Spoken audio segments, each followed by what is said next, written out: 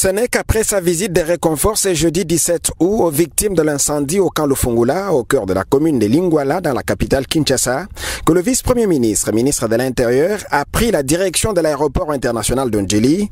À la tête d'une forte délégation congolaise, Peter Kazadi s'envole pour Livingstone, en Zambie, pour y représenter la RDC aux travaux du marché commun de la communauté de l'Afrique orientale et australe.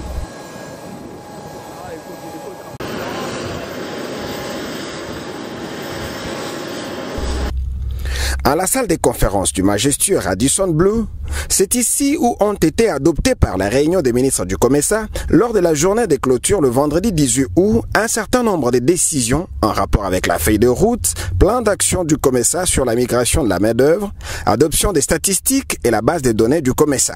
On notera par exemple que les États membres du COMESA se préparent à évoluer vers la libre circulation de personnes en mettant en place une gestion de migration qui garantit la fluidité du flux des voyageurs, des migrants et du commerce tout en renforçant la sécurité nationale. Donc il s'agit de la gestion migratoire et plus spécifiquement en ce qui concerne les travailleurs. Aujourd'hui nous vivons dans une sorte de village planétaire.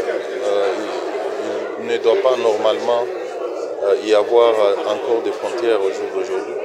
Donc nous devons travailler tout en préservant nos souverainetés nationales, mais travailler pour qu'il y ait facilité des mouvements des populations de part et d'autre. Sous la houlette de Chilesh Mpundu Kapepe, secrétaire général du COMESA, cette cérémonie riche en couleurs en présence des organisations de l'Union européenne, Organisation internationale du travail OIT et Organisation internationale pour les migrations OIM ne pas rester sans être immortalisée.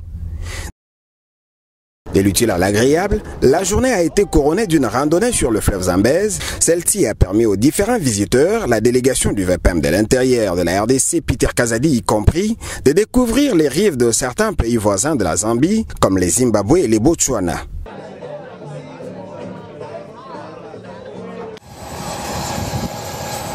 Et c'est le samedi 19 que le chef de la territoriale en RDC a regagné son pays via l'aéroport international de Njili.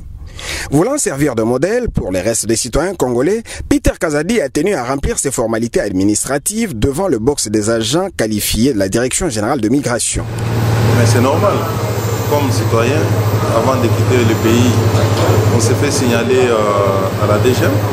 Au retour, on fait la même chose. C'est ce que je viens de faire.